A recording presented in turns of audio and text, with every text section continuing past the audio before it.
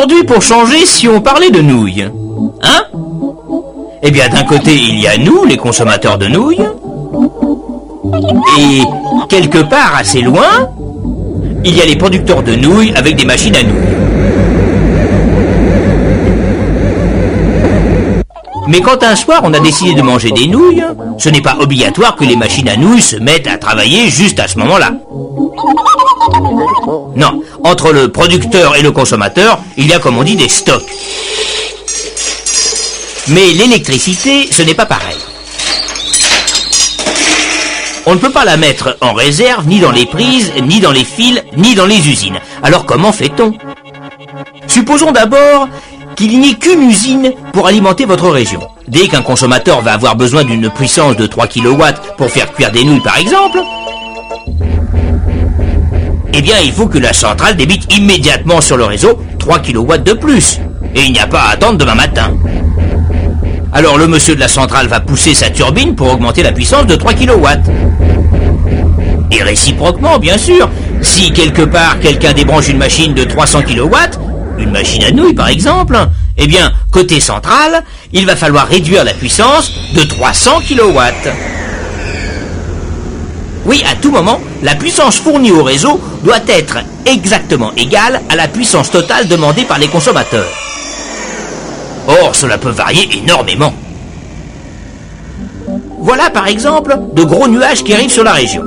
On n'y voit plus bien, il se met à faire froid, les gens vont allumer leurs lampes, regarder la télé, les chauffages électriques vont se brancher. Cela va faire je ne sais combien de mégawatts en plus et brusquement, je vais avoir une pointe. Or, une centrale électrique, ce n'est quand même pas comme une auto. Et monter et descendre brusquement en puissance, les centrales, ça ne les arrange pas tellement. Sauf bien sûr si elles sont prévues pour ça. Mais heureusement, je me suis entendu avec mon collègue de la région d'à côté. Il me donne de l'électricité. Un peu plus tard, le nuage arrive chez lui, c'est à moi de lui donner de l'électricité.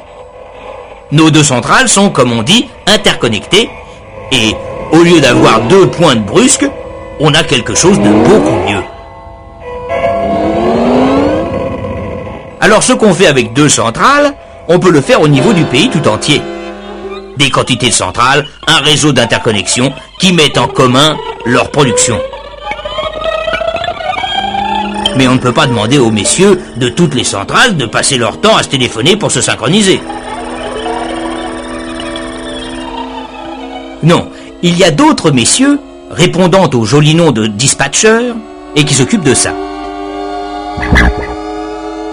Ajuster à tout moment la puissance totale de toutes les centrales à la demande totale des consommateurs. C'est leur problème. Ils ont fait des prévisions et ils savent que tout au long de la journée, il va falloir fournir une puissance minimum de tant de millions de kilowatts.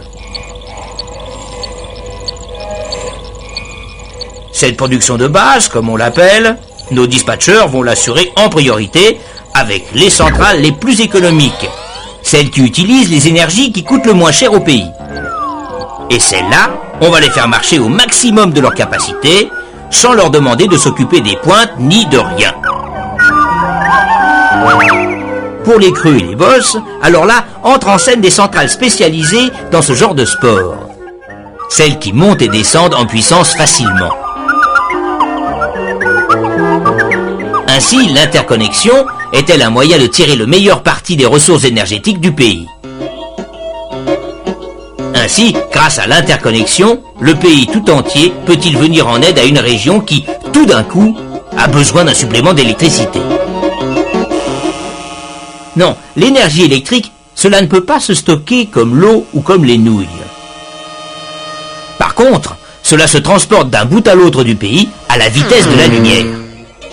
Et ça, on ne peut pas en dire autant des nouilles.